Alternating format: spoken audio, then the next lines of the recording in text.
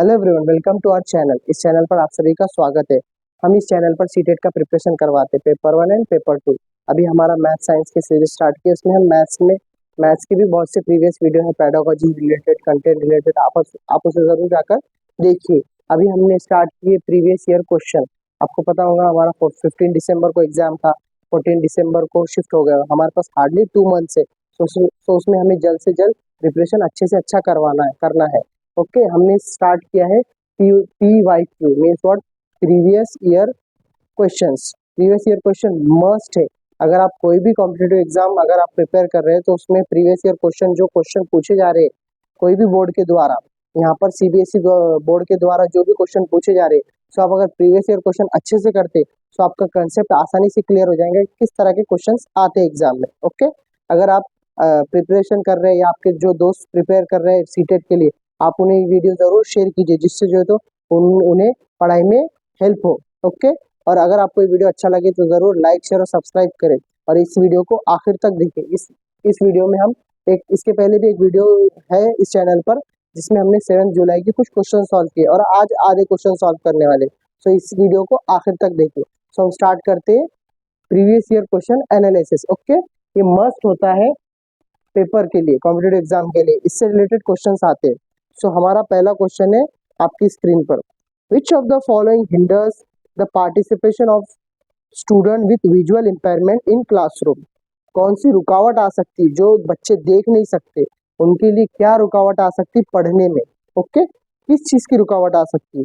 Electronical formatted lecture transcription, ये correct है। वो सुनकर इलेक्ट्रॉनिकली जो वीडियो ऑडियो जो होती है वो सुनकर पढ़ सकते हैं, वो सिर्फ देखने में विजुअल इम्पेयर्ड रहते बट सुन सकते हो।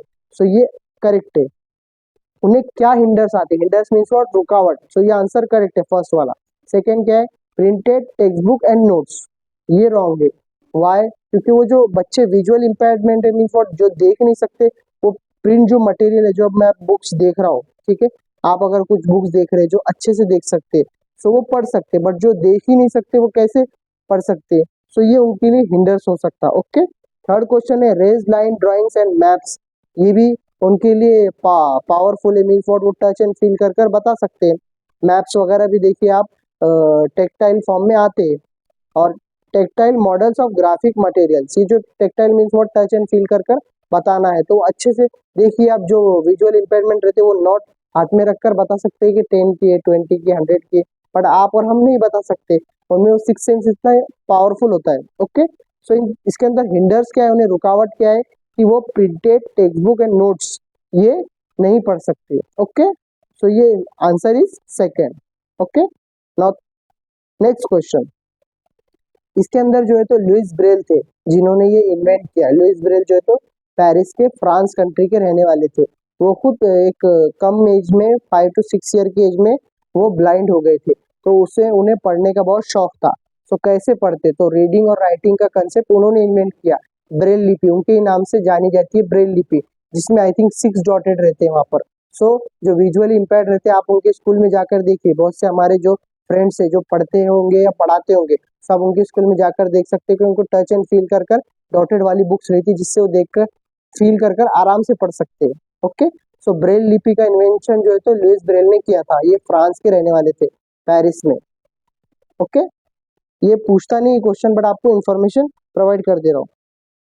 नाउ सेकेंड क्वेश्चन आपकी स्क्रीन पर, which method did Lawrence Kohlberg use to study moral development of children. Kohlberg famous है, फेमस साइकोलॉजिस्ट है, किस लिए? वो डिलेमा के लिए, मीन्स व्हाट, ये सिचुएशन आई तो क्या करेंगे या ये सिचुएशन आई तो क्या करेंगे। आपने उनका जो हाइंस डिलेमा है वो आपने, फेमस है, ये सुना ही होगा। जो टीचर्स हमारे पढ़ रहे हैं या जो अभी प्रिपरेशन कर रहे हैं उन्होंने हाइंस डिलेमा सुना होगा। सपोज एक हाइंस होता है, उसकी वाइफ एडमिट होती है, डॉक्टर्स उसे कहते हैं कि इस कैंसर के पेशेंट है वो, और उन्हें इस कैंसर की बीमारी के लिए एक इंजेक्शन होता है, सो लेकर आना है। सो केमिस्ट जो है तो उन्हें ज्यादा भाव में बेचता है, सो वो क्या करता है, एक बार चुरा कर लेकर आता है। सो इसके अंदर जो उसने किया, सही किया या गलत किया, ये डिलेमा जो है तो कोलबर्ग का यहाँ पर पेश किया हुआ है कि उसने सही किया या गलत किया। ये जो है तो डिलेमा बच्चों के सामने 11 to 14 ईयर्स, जो हमारी 6 to 8 के बच्चे हैं, सो वो सही किया या गलत किया, ये डिलेमा जो है तो उन्होंने बताया था लॉरेंस कोलबर्ग ने। सो उसके अंदर ये यहाँ पर क्वेश्चन हमें है, which method did Lawrence Kohlberg use to study moral development of children? So quantitative research approach first, second है posing moral dilemmas to children and analyzing response, third conducting observation of children during play, और experimental method. मैंने आपको बताया simple Kohlberg जो है तो dilemma की बात करते हैं, मीन्स व्हाट, एक से ज्यादा ऑप्शन कि ये किया तो सही, मीन्स व्हाट, ऐसे दो ऑप्शन आना जिसमें आप कंफ्यूज हो जाना, अगर एक किए तो एक का नुकसान होगा, दूसरा किए तो दूसरा नुकसान होगा। मीन्स व्हाट, सपोज एक गरीब बच्चा है, बिस्किट अगर उसने चुरा कर खा लिया, सो आप शॉप कीपर को बोलेंगे कि उसने चुराया है या उसे छोड़ देंगे जन तो गरीब है, सो आप करेंगे क्या, एक आपके एथिक्स दिखाएंगे कि चोरी करना गलत बात है, उसे पकड़वा देंगे, या फिर उसको जाने देंगे कि गरीब है बिस्किट खा ले रहा है, नो प्रॉब्लम, है ना। सो आप ऐसी कंफ्यूजन में करेंगे क्या, so it is called dilemma. So यहाँ पर अगर कोलबर्ग की बात आई, सो सिंपल आंसर उसका जो है तो डिलेमाज ही आएगा। सो सेकंड क्या होगा हमारा, posting moral dilemmas to children and analysing responses. Okay, now next question आपके स्क्रीन के ऊपर, constructivist teaching leads to dash learning by student. अब इसका ऑप्शन क्या हो सकता है, कंस्ट्रक्टिविस्ट मीन्स व्हाट, ये पैजे की थ्योरी है, कंस्ट्रक्ट करना, अपने आप में नॉलेज आना, ठीक है। सो यहाँ पर क्या ऑप्शन है, डिस्कवरी, मीनिंगलेस, रोड और रिसेप्टिव। यहाँ पर देखिए पैजे की जो थ्योरी होती है उसमें क्या आ रहा है, कंस्ट्रक्टिविटी टीचिंग एंड लर्निंग की बात करते हो, इसके अंदर क्या आ रहा है, डिस्कवर करना, स्टूडेंट ने खुद से डिस्कवर करना नॉलेज के बारे में, कुछ हासिल करना, कुछ क्रिएटिव थिंकिंग करना। सो it is right, discovery. Meaningless, meaning चाहिए स्टडी में, जो भी बच्चे पढ़ रहे हैं सो उसमें हर एक का मीनिंग चाहिए, मीनिंगलेस तो नहीं हो सकता। रोट लर्निंग मीन्स व्हाट, रट्टाफिकेशन, आजकल के बच्चे जो तो स्कूल की सिर्फ रट्टाफिकेशन कर रहे हैं, 10 लाइन्स का आंसर है तो रट रट रट रट कर चले जाते हैं, फिर एग्जाम में पूछते सर फर्स्ट लाइन क्या है, फर्स्ट लाइन क्या है। रटने से कोई हल नहीं है, अगर आप उसका कंटेंट समझ रहे और फिर अगर आप लिख रहे हैं तो आपको कंटेंट याद रहेगा। ओके, सो यहाँ पर रिसेप्टिव वो भी नहीं है, सो क्या है, डिस्कवरी कर कर करना। ओके, सो यहाँ पर उसका आंसर है first. Now next question, student struggling with dyslexia can be taught to read. Dyslexia जो होता है ना स्टूडेंट में, कोई भी चीज का, किसी को लिखने का प्रॉब्लम है, आपने देखा होगा एक तारे जमीन पर बच्चे को जो तो शब्द उल्टे दिखते थे। ओके, हर एक में किसी को पानी का डर होता है, किसी को हाइट का डर होता है, हर एक तरह का होता है। सो उसके अंदर ऑप्शन है through systematic phonological training, second है by providing higher grade level reading text, by giving long and complex passage, through association method of conditioning. So यहाँ पर क्या आ रहा है, स्ट्रगलिंग डिसलेक्सिया। यहाँ पर देखिए फोनोलॉजिकल क्या होता है, मीन्स व्हाट, साउंड के जरिए पढ़ना। आप देखिए अगर रैप की बात की जाए तो बच्चे साउंड के जरिए वो अल्फाबेट को समझते हैं, B for bat, C for cat. तो अगर हायर में भी अगर आप इसको इम्प्लीमेंट करेंगे सो ये अच्छा होगा, थ्रो सिस्टमैटिक फोनोलॉजिकल ट्रेनिंग। तो इसका करेक्ट ऑप्शन है A. Okay, by providing higher grade level, ये भी करेक्ट नहीं है, हायर ग्रेड लेवल पर उनको प्रोवाइड करना। Bye giving long and complex passage, passage देना कुछ उसका हल नहीं है कि अगर लॉन्ग एंड कॉम्प्लेक्स पैसेज देंगे तो उनको जो है तो आसानी से हल कर पाएंगे या नहीं कर पाएंगे। सो इसका आंसर है systematic phonological training. Okay, now next question, Jean Piaget's theory of cognitive development implicates that. आपको पता है फेमस जेन पियाजे हमारे सीटेट के मेन हस्ती है, वो जेन पियाजे की सिवा सीटेट के क्वेश्चन, सीटेट में पेपर में क्वेश्चन आ ही नहीं सकता, मीन वो उनका क्वेश्चन रहता ही रहता है। सो यहाँ पर उनका क्या है, Jean Piaget's theory of cognitive development implicates that behaviour should be condition using reward and punishment, concept should be taught in a sequence of complex to simple, curriculum should be designed keeping children's age group and stage in mind, और fourth है focusing of teaching should be outcome of the activity instead of the process of thinking। so यहाँ पर आपको पता है जेन पियाजे की बात हो रही, जेन पियाजे किसकी बात करते हैं, जो है तो कॉग्निटिव डेवलपमेंट की बात करते हैं। कॉग्निटिव डेवलपमेंट में तो बच्चे की जो है तो चिल्ड्रंस की थिंकिंग, ठीक है, उसका नॉलेज, वो सब चेक होता है। सो यहाँ पर अगर हम जेन पियाजे की बात करें तो इसका आंसर क्या हो सकता है, करिकुलम शुड बी डिजाइन। हम देखेंगे first one, behavioural should be condition using rewards and punishment, बच्चों को सिर्फ गिफ्ट देना, मीन्स व्हाट आप ये करो तो आपको ये गिफ्ट देंगे, तो बच्चा सिर्फ गिफ्ट के लिए करेगा, खुद से सेल्फ उसको कुछ करने की ख्वाहिश नहीं रहेंगी। सो ये और पनिशमेंट करना तो ये हमारे आरटीए एक्ट के तहत मना ही है। सो फर्स्ट वाला ऑप्शन गया। सेकेंड है concept should be taught a sequence of complex to simple, complex to simple जाना है क्या? नो, सिंपल टू कॉम्प्लेक्स जाना है। सो ये ऑप्शन भी गए। Curriculum should be design keeping children's age group and stage, आपको पता है प्याजे सिर्फ स्टेजेस की बात करते हैं, okay, 0 to 2, 2 to 7, 7 to 11, 11 to 15, okay. उनके रिगार्डिंग डिस्कंटिन्यूस मेथड है, मीन्स व्हाट, ये खत्म हो जाता है 15 ईयर्स तक, बट वाइगोस्की का देखेंगे तो वो it's a continuous method. So stages की बात करते हैं। So curriculum should be design by student की जो तो एज ग्रुप के हिसाब से जहन में रखकर उनके हिसाब से करिकुलम तैयार करना चाहिए, होता है ना। सो ये करेक्ट आंसर है थर्ड वाला, okay. Now next question, you are a teacher who wants to help your student develop metacognitive skill, which of the following strategies is most likely to foster this type of thinking? अब यहाँ पर क्या बताया जा रहा है? Metacognitive skill, metacognitive skill means what, उनके अंदर awareness and control over own learning and thinking, उनके अंदर अवेयरनेस आना, उनके अंदर अपनी खुद की थिंकिंग, जो सोचने का उनका खुद का लर्न करने का तरीका आना। तो उसके लिए आप क्या करेंगे? सो आप हमारे पास ऑप्शन है giving student marks instant of qualitative feedback in their performance, हम उनको जो है तो अच्छे मार्क्स दे, सो उनके अंदर जो है तो अच्छी क्वालिटी आएंगी, हो सकता है ऐसा?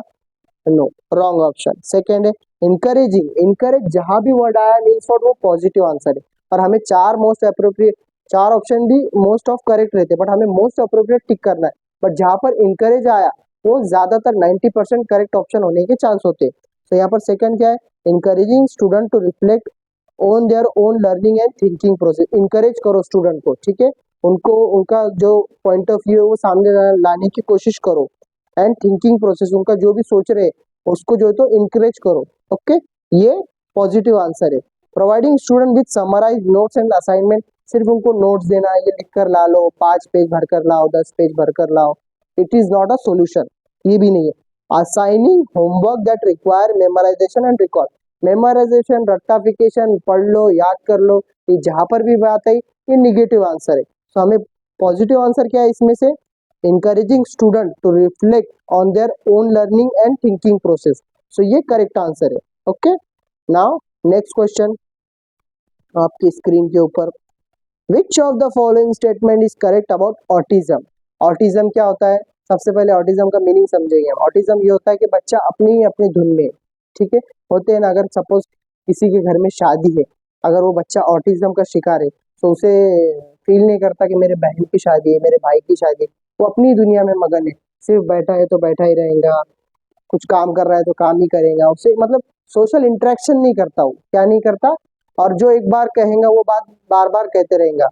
एक मूवी थी my name is Khan, Shahrukh Khan, तो उसके अंदर एक सेंटेंस रिपीट करते रहता है वो। सो वैसे ही जो है तो चिल्ड्रंस के अंदर मेनली क्या होता है, उसको सोशल इंटरेक्शन नहीं होता, मीन्स व्हाट, समाज से मिलता नहीं, वो समाज फैमिली वालों से, और एक दो बात रिपीट करते रहता है, दुनिया में क्या चल रहा है उससे कुछ प्रॉब्लम नहीं है, वो अपनी ही दुनिया में, ओके, वो सोशल इंटरेक्ट नहीं कर पाता, उसे कहते हैं ऑटिज्म। और उसके अंदर जो है तो आई थिंक उसकी कुछ बीमारी है, और ADS, autism, autism disorder, autism disorder होता है। उसके अंदर क्या होता है कि वो अपनी दुनिया में मगन होता है।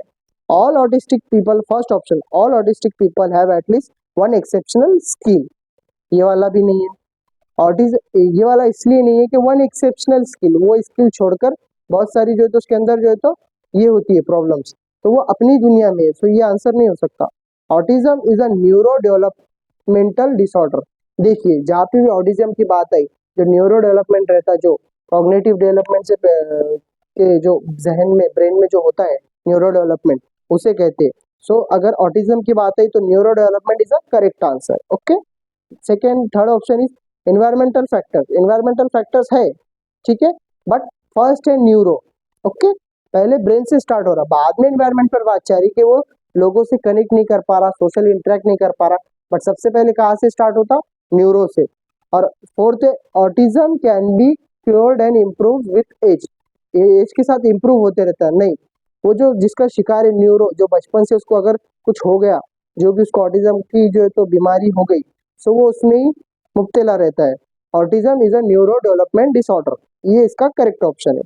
Now next, a key commonality in Piaget's and Vygotsky theories is, अब दोनों के अंदर कॉमन क्या है, प्याजे अंकल के अंदर और वाइगोस्की अंकल के अंदर, दोनों में कॉमन क्या है? देखिए, their views of the relationship between the language and thought, देखिए लैंग्वेज एंड थॉट के बारे में दोनों बात करते हैं, बट कॉमन नहीं है। जो है तो प्याजे जो है तो स्टेजेस में बात करते हैं, और वाइगोस्की जो है तो लैंग्वेज लैंग्वेज पे और सोशल पे ज़्यादा उन्होंने जोर दिया है, सो इस पे ज़्यादा कॉमन नहीं है। सेकेंड है focus on stages like progression in children development, इस पर प्याजे ज़्यादा बात करते हैं स्टेजेस के ऊपर। और थर्ड है involvement and engagement of children in their own learning, ये देखिए इसके ऊपर दोनों बात करते हैं। वो प्याजे कहते हैं कि वो स्टेजेस में सीखता है और खुद से सीखने की कोशिश करता है, क्रिएटिव थिंकिंग लगाता है। और वाइगोस्की बताते हैं कि सोशली कल्चरल, जो है तो समाज से संस्कृति से सीखने की कोशिश करते रहता है, और ये कंटिन्यूस प्रोसेस है, सो ये कॉमन है। और थर्ड है the role of cultural in the cognitive process, कि कल्चरल की ज़्यादातर वाइगोस की बात करते हैं। सो कॉमन क्या है इसमें, involvement and engagement of children in their own learning, ये इसका करेक्ट ऑप्शन है। ये इसकी जो है तो दोनों बात करते हैं। ओके, इसमें इनका दोनों कहना है कि इसमें बच्चा एक्टिव होता है, खुद से सीखने की कोशिश करता है। Okay, now next question, which learning strategy involve children teaching other what they have learn, कौन सी टीचिंग मेथड सबसे अच्छा है? अभी देखिए हमारे बहुत सारे दोस्त टीचिंग करते होंगे स्कूल में, जो सीटेट का प्रिपरेशन कर रहे हैं, या कोई अभी बीएड या डीएड धारक होंगे जो अभी उसका प्रिपरेशन कर रहे हैं, बट जो स्कूल में पढ़ाते हैं उन्हें अच्छे से पता होगा कि कौन सा मेथड सबसे अच्छा है। मीन्स व्हाट, बच्चों से इंटरेक्शन होना, मेरे हिसाब से तो सबसे बेस्ट ये है कि आपने क्या पढ़ाया, उन्हें क्या समझ में आया, उनसे क्वेश्चनिंग करना, उनसे आंसरिंग करना। ओके, उनके एनालाइज लेना कि उन्हें कितना समझा, आप उसमें फिर इम्प्रूवमेंट कर सकते हैं, क्या आप कहाँ लैग कर रहे हैं, उन्हें कहाँ नहीं समझा। Okay, means what, questioning, answering, summarising, आपका उन्हें कितना समझा। सो सॉरी, सो वो मैटर करता है टीचिंग के अंदर। सो यहाँ पर हमें ऑप्शन क्या है, condition learning. Condition learning means what, आपको जैसा था एज अ टीचर, मुझे जो आता है मैं वो पढ़ाकर जल्दी जल्दी चले जाऊंगा, ऐसी टीचिंग करना है क्या? नहीं। Rote learning, rote learning means what, वही रट्टाफिकेशन, जहाँ रट्टाफिकेशन रोट लर्निंग आया कि मतलब वो आंसर है ही नहीं, ठीक है। और एक्सपोजिटरी टीचिंग, इसमें क्या होता है, विदाउट नेसेसरी, अगर कुछ बता रहे हैं आप, आपका फोकस नहीं, बच्चे पढ़ रहे हैं, लर्न कर रहे हैं या नहीं कर रहे, सिर्फ आपको पढ़ाना है, पढ़ाकर चल दिए।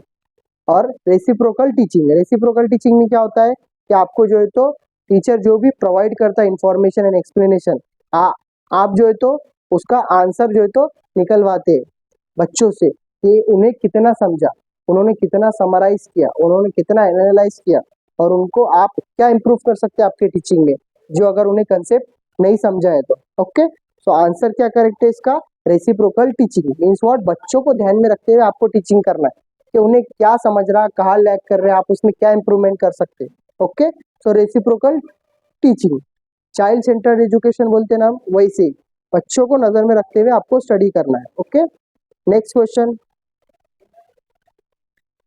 नेक्स्ट क्वेश्चन है हमारा, अकॉर्डिंग टू जेन पियाजे how are children different from adults, बड़ों से किस तरह अलग होते हैं जेन पियाजे के अकॉर्डिंग। ऑप्शन है हमारे, children are dependent on adult while adults are independent, ये कोई ऑप्शन हुआ, ये ऑप्शन ऐसा हुआ कि चिल्ड्रन जो है तो डिपेंडेंट होते हैं फादर पे, ये तो ऑब्वियसली वो तो है ही, बट यहाँ पर क्या बात हो रही, how are children different from adults, यहाँ पर हमें पढ़ाई के रिगार्डिंग बताना है answer. Adults are much more knowledgeable than children, ये भी करेक्ट है, वो मोर नॉलेजेबल अदर पर्सन है, पैजे में सॉरी एक थ्योरी में बताया हुआ है। फिर उसके बाद है children's thinking qualitatively different from that of adult, आपको पता है बच्चों की भी, बड़े जितना सोचते हैं बच्चे भी उतना ही सोचते हैं, बट उनकी थिंकिंग लेवल अलग होती है अडल्ट की, और बड़ों की भी, बच्चों की भी वैसी अलग होती है। मीन्स व्हाट, ये पेड़ इतना बड़ा क्यों, कि हवा ऐसी कैसी चल रही है, हवा मुझे दिखाई क्यों नहीं दे रही है। मीन्स व्हाट, उनके भी क्वेश्चंस अराइज होते बट वो अलग होते। ओके, सो ऑप्शन क्या करेक्ट है? हमारा क्वेश्चन क्या था? अकॉर्डिंग टू जेन पियाजे how are children different from adult? Adult से अलग किस तरह होते हैं? तो आंसर क्या है इसका? Children's thinking qualitatively different from that of adult. Adults के रिगार्डिंग चिल्ड्रंस की थिंकिंग अलग होती है। Okay, now next question, which of the following question promotes analytical thinking? Analytical thinking में बच्चों को सोचने की पर मजबूर करने वाला क्वेश्चन कौन सा है? ओके, अभी आजकल चैट जीपीटी, मैंने इसके प्रीवियस वीडियो में भी बोला हूँ, चैट जीपीटी आ गया, एआई आ गया। बच्चों को अगर 10G के क्वेश्चन चाहिए तो उसमें सर्च कर लेते हैं, फिर वेयर इज ताजमहल लोकेटेड वो सर्च कर लेंगे, लुइस ब्रेल कौन थे वो सर्च कर लेंगे, हु इज महात्मा गांधी वो सर्च कर लेंगे। बच्चे कुछ मतलब कुछ क्रिएटिव थिंकिंग, कुछ सोचने की कोशिश नहीं करेंगे। ये गाड़ी का, ऑटोमोबाइल्स का पार्ट है, इसको डिजाइन किस तरह कर सकते हैं उसके बारे में भी आ सकता। मीन्स व्हाट, आपको हर चीज नॉलेज मिल जाएगा एआई पे, चैट जीपीटी पे। मतलब कुछ क्रिएटिव थिंकिंग नहीं कर पा रहे बच्चे। ओके, सो इसके रिगार्डिंग ये यहाँ पर ये क्वेश्चन पूछा हुआ है कि कौन सा क्वेश्चन ऐसा है जो बच्चों को सोचने पर मजबूर करेगा। Which of the following question promotes analytical thinking? सोचने के पर मजबूर करेगा। The capital city of India is Delhi, ये तो सिंपल आंसर हो गया। How many states are there in India? 28 states, और 29 हो गए 2014 तो 2014 के बाद 29 स्टेट्स हो गए, ये भी सिंपल आंसर है। What is the total population of India? Almost 140 crore, ये भी सिंपल आंसर है। बट फोर्थ ऑप्शन क्या है? What are the various cause of increase of population in India? कौन से कॉज है जिससे हमारी पॉपुलेशन बढ़ रही है इंडिया की? तो इस पर जो है तो बच्चा सोचने पर मजबूर हो जाएगा। क्लियर? नाउ नेक्स्ट क्वेश्चन, हमारा ऑप्शन इसमें देखिए आपने, करेक्ट है फोर्थ वाला। Okay, what are the various cause of increase of population? क्या कॉज है उसके पॉपुलेशन बढ़ने की? ओके, तो इस तरह हमने जो है तो कुछ क्वेश्चन सॉल्व किए। प्रीवियस ईयर क्वेश्चन मस्ट है आपको एग्जाम देने के लिए। अगर आपको ये वीडियो अच्छा लगा तो आप अपने फ्रेंड्स के साथ जरूर शेयर करें, जिससे हमें सीटेट पढ़ाने में और मोटिवेशन मिलेगा। और जरूर कमेंट करें अगर आपको वीडियो अच्छा लगा तो जरूर लाइक, शेयर और सब्सक्राइब करें।